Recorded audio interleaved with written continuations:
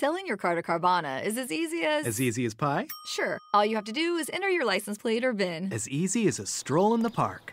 Okay, then just answer a few questions and you'll get a real offer in seconds. As easy as singing. Why not? Schedule a pickup or drop-off and Carvana will pay you that amount right on the spot. As easy as playing guitar. Actually, I find that kind of difficult. But selling your car to Carvana is as easy as... Can be. Visit Carvana.com or download the app to get an instant offer today. Dang, so it goes like that, huh? Finally burnt out. Tapped. Don't have anything else coming out of woodwork this week. Or last week, or the week before that. Just surrounded by nothing but misfires from every cylinder. And that's weird, too, because that usually doesn't happen that often with me. But I guess for any creative out there, you can have a period where you are tapped on ideas.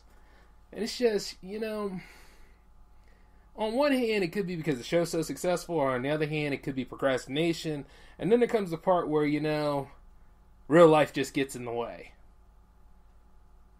Maybe it's a good time to talk about how to handle that. But hey, this is the perfect show to talk about, and I'm actually on time for once. So, welcome to the J-Man Show here on J360 Radio.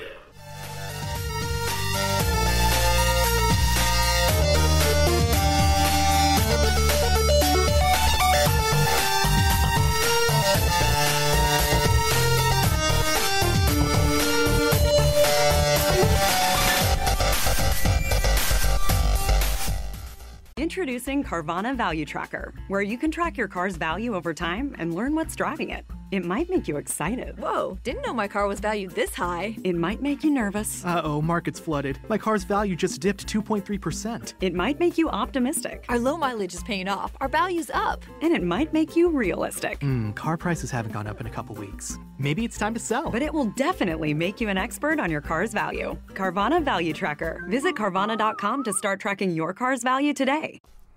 And that is so great to hear again. Finally, I have time to go ahead and present another episode. Hey, J360 Legion, welcome to episode 58 after so many weeks of waiting. Gee, pretty much you had half a month go by, didn't you? Or do we have half a month we're going to? Either way, it doesn't matter. I'm back on the mic again. And it feels good to be here. I don't know what it is, but, when your day job, if they start to really enjoy your work, they will try to keep you there, won't they? You know what I mean? They'll just try to keep you right there because other people either A, call out, or there's other people that just say, you know what? Hey, we like him. Let's just give him some more experience that he doesn't want on the hours that he doesn't need, and weigh him down a little bit. Like tying him to an anchor. And for a while there, I guess there was something big that happened around here in Delaware not too long ago. It was called the Firefly Festival. And what with Eminem and Lil Wayne coming in, apparently I was going to be pretty busy. Because where I work isn't too far from the site. So, and manager always wants to get a piece of that action. So that's kind of the way it is. So I had to do double duty last week. Which is okay because my check is going to be slamming. And I need that check to be booming too because I have some major moves to do for J360 Productions.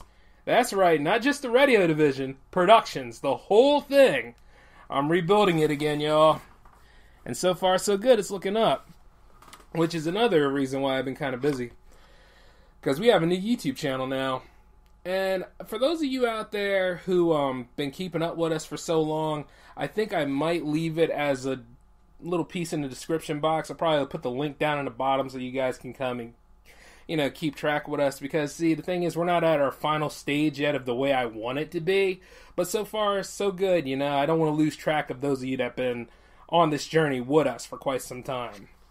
And for those of you out there wondering about the Cyclone, I don't know if you heard the mini bite where I said this before, but the Cyclone's not canceled. We're on hiatus for a little bit. Believe it or not, the boys were kind of burnt out around like 29. So, I'm just giving them a little bit of a break, getting them to go ahead and relax. Which sometimes, they kind of needed it. Because sometimes real life, when it gets in the way for me, it can be troublesome. But there are times where, for other people, however, time management is just no joke. You know what I'm saying? Like, some people just can't make the time, and then managers always demand more of them. So chances are I got to be a little bit more lenient to that, logic. But as I sit here and I think about it, though, when football season comes back, the Cyclones coming back in full swing. Now, for those of you out there that are wondering about the vote, where we were thinking of what the next sport's going to be, I'd like to say as our staff gets bigger, I wouldn't be surprised if we had multiple different satellite versions of the Cyclone. But either way, the Cyclone's not canceled, so those of you sports buffs out there that are probably saying, we hate Jay for this, you can put your pitchforks away. I didn't cancel that series. I like that series too much to cancel it. And the same thing could be said for the Power Play, even though the Power Play needs another episode, and you're going to get that later in the week too. So keep an eye on the Twitch, and for those of you that can't make it to the Twitch channel, which is twitch.tv/WJ360 Productions, you can actually watch the highlight not the highlight, you can actually watch the whole episode on our new YouTube channel. So I will send that out there. And keep an eye on our Twitter, and email me about any sort of questions you have, because I'll always be there to answer them, because we got a lot of things coming our way, and frankly, on one end of the spectrum, I'm ready to write features again, and then on the other side of the spectrum, it's whether to continue on the radio division, and then there's the short films division. A lot of things to take care of, and that's why I wear a lot of hats. And then sometimes it gets kind of hard to talk because you try to figure out which one are you going to go with first, because the whole thing's pretty damn big. But as far as I'm going with it right now, you pretty much got a strong radio division, and you're about to get all the videos and short films back. So we're growing and building at a reasonable pace, so I love it. But I just don't like the hiatus. I just don't like it when I'm going through a solar flare. Like, it works for Superman from time to time. When he burns out his powers, that's pretty much where I'm getting it from, And I like Superman anyway.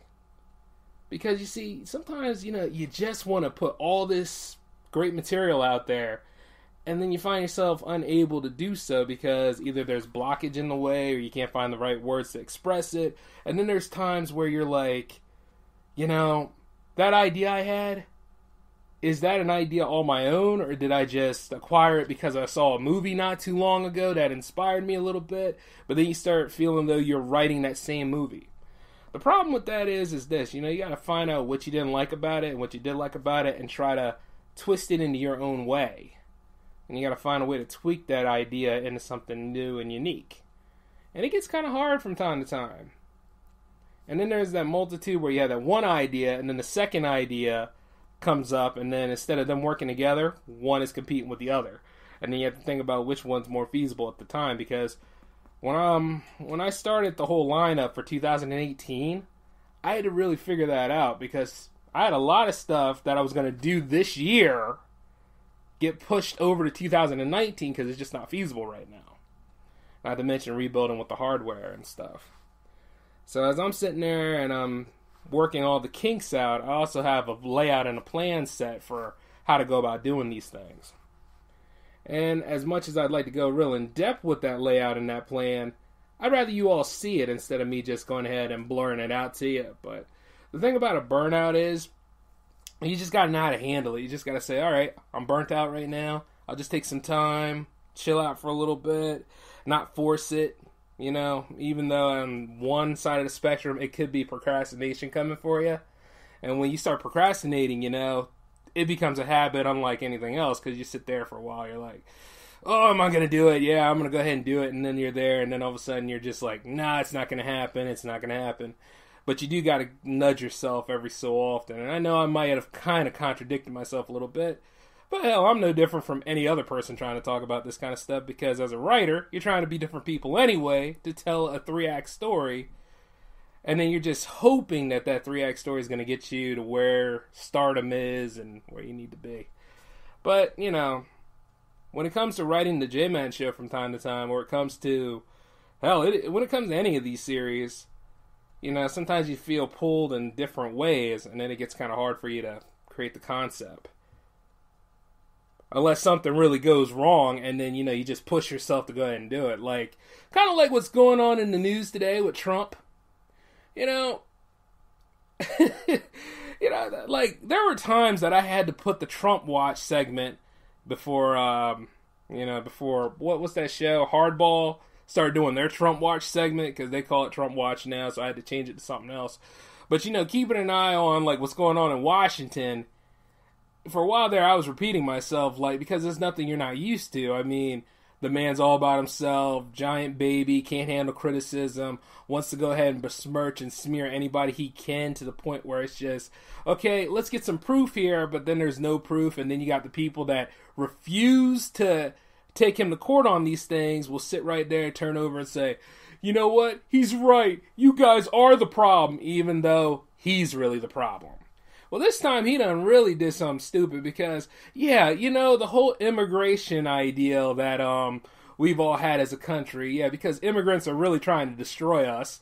It's not just us ourselves destroying each other, because we've been doing that for quite so long, we just don't want the immigrants to come in and do the same thing. They're doing the jobs that we as a people think we're too good for. And the thing about it is that now they're getting those areas, and now they're growing into their own, and people are not regulating them like they should. That's why we're in a cluster that we are in now. And keep in mind, everybody's over here looking at big business like big business is going to help them. Hell, I can include Trump in that, because Trump is big business. And the thing is, he willfully hired people like that. But as you look into this whole concept and his xenophobia that seeped down to other people, because we all need somebody to blame, going to go ahead and blame these people. Wanted to build a wall idea and get their country to pay for the building. And, I got to give Vicente Fox and the previous president, no, he was the previous president. I know there's a current president of Mexico, but I got to commend those two for actually just taking the time. And they even said in English that we are not building that effing wall. And, we're not paying for that effing wall, pretty much. And it's like, yeah. If somebody wanted to go ahead and do something to keep me out of some area and expect me to pay for it, I'd say no too. And it's kind of the truth. Where, like, some people will sit there and act like, oh, well, they're supposed to pay for it. Now, if we are this great superpower that we keep saying we are, don't you think we'd have a better way of regulating the systems and the policies that are around us? You know what I'm saying? Of course, this policy that they're regulating now, when the immigrants come here, they separating the kids from the parents. Oh yeah, this is the way to teach a lesson to them, right? Yeah, I'm sticking to them right now. I'm going to take their kids away. First off, those people are a little bit more lenient, or they realize that they can't fight against armed soldiers like anything, because I'm going to tell you this, you're going to have to fight tooth and nail to take my kid away from me. If I'm coming into the country, and the thing about it is I'm coming in there because I want a better life for my family, yeah, I'm going to go for it. I'll go through the proper channels, but we both know that if you want to close off the border and stuff like that to give yourself that false sense of security, you're already hurting yourself, because this country depends on immigration. It always has, and it always will, no matter how many times they try to say otherwise or try to spin that narrative around. But you're taking away kids that can't fend for themselves. And there's even an area called a tender age detention center. How does that even make any sense? But of course, this is the same draconian Republican Party that wouldn't mind taking away your health care and saying, oh, you just got to walk it off. Or go ahead and push through a tax scam that isn't going to benefit anybody but big business. And of course, just make it harder for people to have a better life that are even in the country legally. So let alone the whole immigration issue. But then I got to commend people for actually coming up and protesting, because they are protesting an issue that is of significance here. I mean, you got well over, 11,000 children in prison in cages right now? I mean, if the same thing happened to a dog or a kitten, you got people out there that will fight tooth and nail to say, oh, this is awful, I'm going to put a stop to it. But you got people, young people, at an impressionable age, in a detention center right now. And you do know those detention centers are understaffed, right? They're understaffed. Woefully so, and the kids are not fending for themselves. There was even a story about a young baby that's diaper wasn't changed in 3 days. Does any of this make any sense? I mean, is this a way of striking fear to them and saying, you will never be welcome in our country and stuff, we'll take your kids away and we'll do all this stuff? And see, I don't know what sort of problem you're solving, but you see, those kids are going to remember that. Some of them are going to remember that, and if they don't have the proper education, they don't have the proper treatment and stuff like that, you're already making our next generation of enemies. There ain't going to be no apology for this. And I mean, you taking them away from people that you can't even identify or you can't even get in touch with to take the kids back and stuff. That's the most asinine way of even passing a policy through. And then, like, Homeland Security Secretary saying it was we don't know where they are. You don't know where the girls are? Come on, you're Homeland Security, of course you know. And then, of course, you got our other secretary, the press secretary, Huckabee Sanders, who pretty much sitting there saying, it was biblical, what Jeff Sessions was. That don't make sense. Okay, you know, once again, you're still taking kids away, and you're putting them in a center, which is pretty much a concentration camp. You're not giving them the proper treatment they need. And who's footing the bill for all this stuff exactly? You see what I'm saying? The federal government is off the rails right now. And at the end of the day, you're sitting there wondering which way is up. And which, by the way, those of you that like that documentary on YouTube that I have, there's another version of it coming soon. Yeah, I'm going to go ahead and work on another segment because these last years haven't been all that great. I'm going to go ahead and wait till like a couple more years, or I'm going to see what next year's going to be. But I'm going to start working on that soon because somewhere along the line, we don't lost our way. And it don't make no sense that we are even still in this situation. Like, I know there's a lot of people out there that are going to argue that this whole thing is justified somehow. But, you know, human rights have been salvaged. Now, a lot of y'all are probably going to say, well, they're coming over here, they're giving out drugs, they're taking our job. Not the kids. The kids are not doing that. As far as you know, the kids are not doing that. And even then, you got some people that say, well, I'm not saying the kids are the problem, but it's the parents that are coming in here. You see, it's only because that sort of lifestyle doesn't affect you if you start sitting there saying that stuff. And you're only hurting yourself about it. And making all of us as a country look bad. And then I know that he finally met up with Kim Jong-un. I'm not impressed by this. I mean, I'm looking at Kim Jong-un's change in tone with things.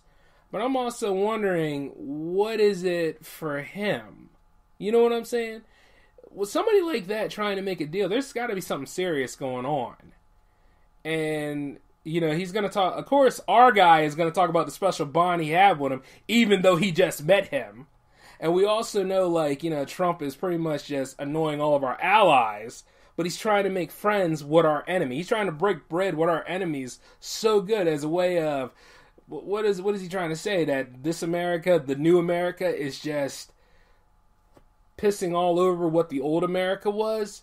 And sure, some of y'all out there could go ahead and talk about racism, but racism has always been here. And unfortunately, it ain't going nowhere. It ain't going nowhere now. I mean, race relations are at an all-time low. I mean, it's probably lower than some of the stocks and bonds that are out here because of the whole trade war. So you have all these things going on all at once, and nothing's being regulated, nothing's being taken care of. And the people that are in charge right now are looking at you and saying, there's no problem. Yeah. Something about this is slowly but surely turning into INGSOC from 1984 right now. Too much surveillance. A lot of people complaining about there's no security to cover everything. And then at the end of the day, you got to think this. How much security do you need when there's no liberty anymore? And right now, liberties are so shafted right now. It's just to the point where you're sitting there, you're like, well, damn, they probably going through a solar flare as much as I am. And I just sit there for a while and I'm like, you know, all this could have been avoided. We could have made changes to all this stuff. You know? We could have done better. We could have just realized that this man is off balance and all of his picks for his incompetence ink machine was very unbalanced. And then you realize that none of these people are without an axe to grind. And a good example is Ajit Pai with the whole net neutrality rollback, which went into effect on June 11th. Which reminds me, has your internet been running a little slow lately? keep an eye on it. I heard Congress is trying to overturn what the FCC did as an update. I mean, it passed in the Senate. But you know where else it is right now? It's still fighting in the House. So you just got to kind of keep an eye on the net neutrality thing because it's not being covered like it should. You see, big telecom companies that run our ISPs, they had to push for mergers to end competition. It was called the Big Lovin' at one time. I think it was in 2008, I think. And you see, they're trying to do that kind of stuff because they don't want to compete. They want to charge us for any price for their services. They want to be in a whole territory system. Now, with our net neutrality rollback, there would be fast lanes for businesses and the rich. But those of us in the working class or the poor stiffs or, have to go to the public library and stuff, oh yeah, we have accesses to the slow lane. And instead of rather keeping an equal and free open internet system, because that's scary to those people, you see, it was a perfect system with no problems. We could go and access any site we wanted to, get the information we needed, and go about our way. Nowadays, it's probably going to be a little bit of a buffer and a little bit of a wait, and then there comes the part where the site's blacked out because it's just not on the same system that you're paying for. And that's not right. And you see, Comcast is a large forerunner in this whole thing. And there you all know, it has a control stake in NBC. So you wouldn't hear about it as often unless you went out and looked around you, or you just started asking questions, or you saw something that popped up in your email that said net neutrality is a big deal. You ever saw that movie They Live? Well, it's time to wake up. Don't stay asleep and don't consume more. It's time to wake up and look around you at these big corporations and see what they are actually trying to control. And you see, it's so sneaky sometimes. Your internet could slow right down to a crawl, and not because you're not near a Wi-Fi tower or anything. It could slow down because that's what they want to do. They want to have you on that set level, so you go ahead and pay more, then they'll go ahead and they'll boost you a little bit more, but not enough to where you're actually competent or where you need it. Unless you're going to be on that elitist package. And you're looking around, you're like, I'm hoping I don't have to worry about a paywall. Because, see, this is how sinister a net neutrality rollback is. And plenty of us, we create our own content. Especially you live streamers out there. So this is counterproductive to you. Especially if you're making side money. Or even the sizable income so you can thrive. And plenty of you out there have businesses. And you see, this isn't about getting everybody on the internet. This is about money. And speaking of Comcast again, I know a lot of you are like, well, no. Pretty much everybody's pissed off at Comcast right now because of the $65 billion cash offer they are giving to Fox to complicate the Disney-Fox deal. A lot of y'all were really happy about it, but see, this is what I told you about mergers in another episode. Nothing was finalized. It was teased to be, but you were all still talking about it. And you see, the thing is, they're not finished discussing things yet. But y'all were in your Marvel fandom days. So, I'll forgive you. But you see, what you've forgotten is that other companies are always looking in on something, especially if it's a high-profile deal. And it's an open-ended deal at that that's going on regarding that merger. With lots of profit margin in it. Which pretty much gets Comcast's whole ideal and look into. Comcast is going to look right over there for a moment. They're going to stalk right in and try to take what they can. And you see, this isn't even with stocks or bonds. This is just cash money. Money that you and I funnel into them every month. And the deal isn't done yet because, see, Disney just raised the stakes with a 73.8, right? 73.8 billion deal. So pretty much these two are doing the Popeye principle where like one's Popeye, which is Disney right now because they're the good company to everybody. And then you got Bluto, which is pretty much Comcast.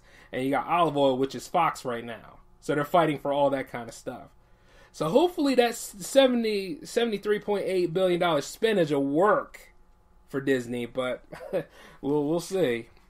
And the thing about it is, in big business, it's always ruthless. Well, hell, even a small business is always ruthless. It's a numbers game. And you see, the thing is, nobody was thinking about the other three movie companies, which were owned by other big firms. Like, Universal Studios? See, it's not Universal Studios anymore, it's Comcast. you got to follow the cash. You got to think about this here. It's not about your comic book enjoyment or the dream of all of our superheroes meeting up. This is about licensing and money. And you would think they could split the profits, and, well, not the profits, the properties up during the buyout, but you see, like marbles, it has to be all or nothing with these corporations. And you can't be mad at the companies for playing this game. They've been doing things like this for a long time. But you all get caught up in the attention and lucrative side of the deal instead of paying attention to the deal itself. It has to be finalized. It's just like we all saw they were making more X-Men movies. You know, like, well, to be honest, like 2 or 3 of them. Deadpool does count as part of the X-Men universe, so no matter what a lot of y'all say, but you see, they were making more X-Men movies, and the thing is because, of course, they're going to try to reap every little bit of profit they can from those movies before they give the rights back. You know what I'm saying? And the thing is, it's like, with all this stuff on the table and the deal isn't finalized yet, eventually somebody was going to come in with a bigger deal, which Comcast did, so you can pretty much call this high-stakes eBay. We just have to see what happens with it. Oh, and something else happened not too long ago. I think it was E3. Well, I'll go ahead and I'll let you know what games I'm looking into. One, we're going to start with Spider-Man, because it's about time Spidey had a decent game that best represents him in the new generation. You see, like, the other generation games, they were alright. They weren't the best. I mean, they were trying so hard to keep up with, Spider-Man 2. But at least with this has Spider-Man 2 mixed with Arkham. And I kind of like that. I kind of like that feel. I just hope it plays well. And if there's a demo out there that everybody can access, please let me know about it, because I wouldn't mind power playing that. But that is definitely the number 1 game I'm looking forward towards. 2 is followed by Doom Eternal. I love the first Doom. As a matter of fact, the first game for this new power play session is Doom because of that game coming out. And since it's coming out in the 4th quarter of this year, I might get that the same time Spider-Man comes out. You know what I'm saying? Just put in my pre-order for that and Spider-Man. And of course, you know, you have Super Smash Bros. Ultimate coming out. Every character in video games. That is the perfect time to buy a Switch. Like, I'm sitting there the whole time thinking this, I'm like, the Switch got a good lineup, but I'm waiting for something, you know, something to really make my mind up, you know? And I finally found it. Yeah, I can go ahead and get that and a few of the other games that I missed out on, so I can go ahead and enjoy what everybody else has been enjoying lately. But that definitely took hold. And of course, you know, there's also Halo Infinite, because I love the Halo series. I'll be honest with you, I love Halo a lot more than I love Call of Duty. And now, some of y'all sit there and say, well, Call of Duty is more realistic, blah, blah, blah, blah. Yeah, I get it. Getting shot in the vitals and then running over there in a corner and healing up. Yeah, that's very realistic. But you do realize that for a while there, Call of Duty was starting to become Halo. The thing about Halo is I play it for the enjoyment. I play it for the memes. I play it for all the craziness. And then there comes a time where, you know, I just want to take a hammer, a brute hammer, and just swat people in the face with it so they can just fly across the level. That's why I love it. I don't care about the realism and stuff. I don't really care. But, you know, as with a lot of things, these new games that come out, I do want more than a 5-hour campaign. I do want a little bit more than just an expensive tech demo. Which is why sometimes, you know, I like to retro game a little bit more. And I do know that Shenmue 1 and 2 are coming in a 2-pack, so I can't wait for that. Yep, I'll be sitting back just chilling with that for a while. I probably won't even be thinking about anything else. Well, other than the 2-3 games I mentioned. But, you know, that Switch thing might wait until a little bit later. And I'm totally rambling right now. But the truth is that E3 was pretty great this year. You see, the Sony showcase was kind of small because they're just telling you about things that they've already had in the works anyway. You know, along with The Last of Us 2, which, by the way, why is everybody making such a big deal of the 2 girls kissing on there, you know? It's 2018.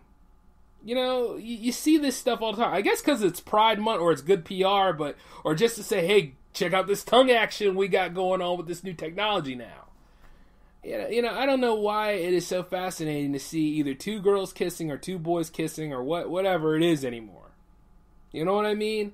It's just people making out. They doing it. Let them have their fun. And I mean, that's totally the advice I need to solve a zombie apocalypse, right? To see the main girl grow of age and finally unlock her feelings and become Ellen Page. No disrespect to Ellen Page. She's a great actor and a strong activist. But the thing about it is, it's just, come on, man. Get over that. That shouldn't even be your sell point. Your sell point should be the way the monsters look, the gameplay, the story, how the stakes are raised, where you go from here. I mean, it worked for God of War, right? We're in Norse mythology. And Kratos has a son. And they have to go through the method together. And you see, like, the relationship between them grow stronger. But they still have monsters and demons to face. See? Little things like that. That's a sell point, man. I don't need to see, like, two girls making out to make a sell point. And I mean, I don't know, I outgrew pornography years ago. But that's a personal thing. And which, by the way, pornography doesn't cause a lot of damage to people. But then again, we all need something to blame. But going back into it with my whole aspect of this solar flare here, it's like, I'm never going to stop doing my series, and I'm never going to stop doing the things that I love to do. I'm not going to stop making great content for you all. It's just, sometimes it's like telling you that you need to take a little bit of a break.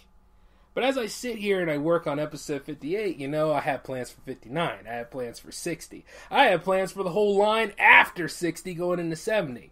But the way of going about being feasible with it is, you pace yourself, you see what's going on, and then you just, don't give yourself a hard time if you can't follow through on it. And as you know, a loss is a loss, and it usually is. You just got to be ready, Like, even if it's a time where you don't feel like writing, write a little bit of notes down for yourself. Like, really just get it together, and don't be ashamed if you make a bad episode or not, because you're about due for them anyway if you're a creator. And here for episode 58, I figured the best way I could come back to you all is to do this episode live. And I'm still testing it out because the last live episode I did wasn't that bad. But now as I'm using it again, it feels pretty good. And I have a portable version of this whole live setup here. So I'll be trying that next time or down the road. But even with a solar flare, I'm still J-Man and I'm still awesome. And I see like a lot of the content that's coming out for us and stuff in these next few months or so. It's going to be great. Like some things I'm not interested in and then some things I am interested in. And, oh wait, which reminds me. They brought back something not too long ago. The red label for like PlayStation games around like $19 or 20. Yeah, about $20. They brought that back. A greatest hits lineup is back now. So I hope that sticks around. Even though on one hand you look at it and you're like, yeah, this is cool and everything. But why can't they just not update what goes on PlayStation Store or do the same thing for PlayStation Now? Actually, no. Because PlayStation Now is a rental service. So at least this, yeah, okay, that makes perfect sense. Answered my own question there, guys. But on one hand, though, it's good to see the red label back. And there's a lot of games I missed out for the PS4, so I'll be busy playing catch-up with that. But I think either next year or so, that might be the time to start doing some multi-gaming again. And I'm sure some of y'all will be like, well, why don't you just go ahead and get a fancy PC and use Steam to go ahead and download the games and stuff? Good question, but no, I'm not. I don't want to. Simple as that. Oh, and by the way, I heard there's been something new going on with Lucasfilms. There's more films coming. Yeah, so that whole thing about Star Wars dying out was a lie, wasn't it? And I remember I ran a poll on this, and 65% liked the movie. So yeah, one way or another, where did the film criticism go wrong? Where did the butthurtness begin? And who exactly is affected by all this stuff? Because yes, Solo had a slow, low box office intake, but I know that there's more to that movie than what on one side of the spectrum is saying, on the other side of the spectrum is saying. And y'all can argue about Kathleen Kennedy if you want to. I'm not going to say Kathleen Kennedy is a great person for Lucasfilms. Oh, no. Saying that is like me saying that Amy Pascal is what's good for the Spider-Man franchise over at Sony Pictures. And we all know that's not true. So, you see, like, as I sit here and I tell you, I could care less about the powers that be and all the hands that are involved in this stuff unless they really just screw up the movie beyond repair. And a lot of y'all are probably saying, we could use episode 8 as that diaphragm. No, you can't. Episode 8 is out on video now. We got what we got. It's episode 9 you got to look into now. And only hope that J.J. Abrams, because nobody else is taking the job, it went back to him, because he's taking the reins again. So you got to see how much he's going to retcon and what this movie's going to be about, because for some reason, I'm starting to think that movie probably won't explain too much crap either. And that's supposed to be the anchor for this sequel trilogy that you all wanted. You know what I mean? And the only reason why I'm saying that is not to go ahead and put the blame solely on you. Not those of you in the J360 Legion. But you know, I mean the you as in those people out there who wanted this thing and said, you know, it's been 30 years. I want to see what happens. I'm sure you do. I'm sure you do. But at some point, somewhere along the line, we forgot the basis of what made the movies great. Tell the story. Get that story out there a little bit. Now, you can go ahead and look at episode 7 and say, well, episode 7 sucked. But if you look at 8 kind of gave episode 7 some ground. And then you look over at what, even though at the same time it was a movie that just said, forget the past, everything has changed. Like, canon is dead. Well, I know wrestling fans got over kayfabe being dead, so I mean, eventually we're going to have to just be a little bit more open to this and see where we go from here on, what it should be, because if they keep retelling the same old story, like, what's the point of even enjoying the new one? You might as well just stay with the older ones. But, hey, it is what it is, and this is how you guys cope with it. And a lot of people are sitting there saying, Star Wars isn't the franchise anymore. Star Wars is still a great franchise. You just have a lot of people that love to complain and love to talk about the flaws of a franchise. Star Wars is still pretty great. If you need something to escape from, I mean, you can look at Tolkien. Tolkien's franchise is still great. But right now, it's Marvel that's taking center stage, and as it should.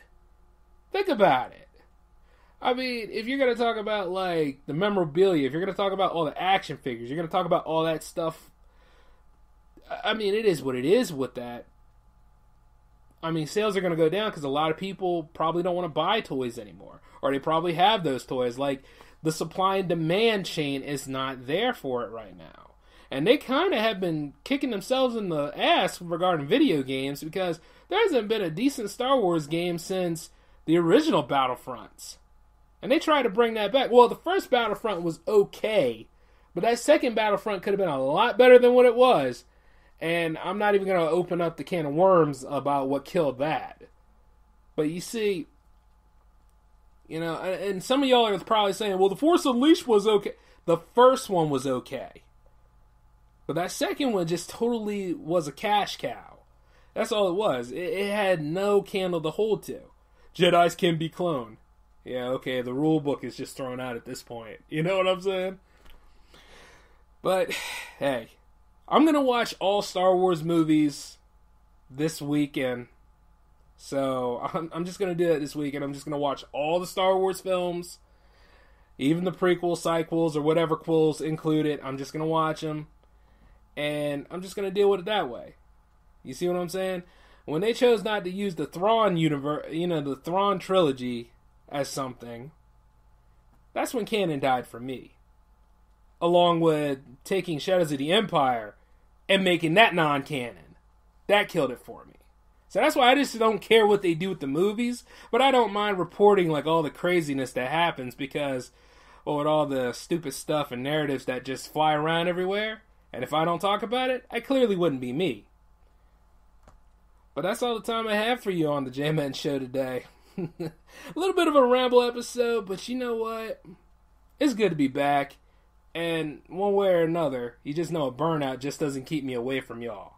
And if something does keep me away from y'all, I'm going to come right back. And I just happened to do it on the day that this show usually premieres anyway. So it's good to be back. And that's all. And once again, that's it for now. So you all take it easy out there. And then we'll be back with another episode next week. Hopefully I can have somebody hopefully I can have an interview set up next week so you all can hear from a pretty good director that's rising in the ranks. You know what I'm saying? Hey. Got a lot to listen to in the next couple of weeks and stuff. And then I also have that Power Play episode for you all later. I think it's going to happen not Friday night, but it may happen Saturday night. So you got something to look forward to. But other than that, though, that's it, guys. So I'll catch you all later. Peace. Selling your car to Carvana is as easy as... As easy as pie? Sure. All you have to do is enter your license plate or VIN. As easy as a stroll in the park. Okay, then just answer a few questions and you'll get a real offer in seconds. As easy as singing. Why not? Schedule a pickup or drop off and Carvana will pay you that amount right on the spot. As easy as playing guitar. Actually, I find that kind of difficult. But selling your car to Carvana is as easy as... Can be. Visit Carvana.com or download the app to get an instant offer today. With the Lucky Land Slots, you can get lucky just about anywhere. This is your captain speaking. We've got clear runway and the weather's fine, but we're just going to circle up here a while and get lucky. No, nothing like that. It's just these cash prizes add up quick. So I suggest you sit back, keep your tray table upright, and start getting lucky. Play for free at LuckyLandSlots.com. Are you feeling lucky? No purchase necessary. Void where prohibited by law. 18+ terms and conditions apply. See website for details.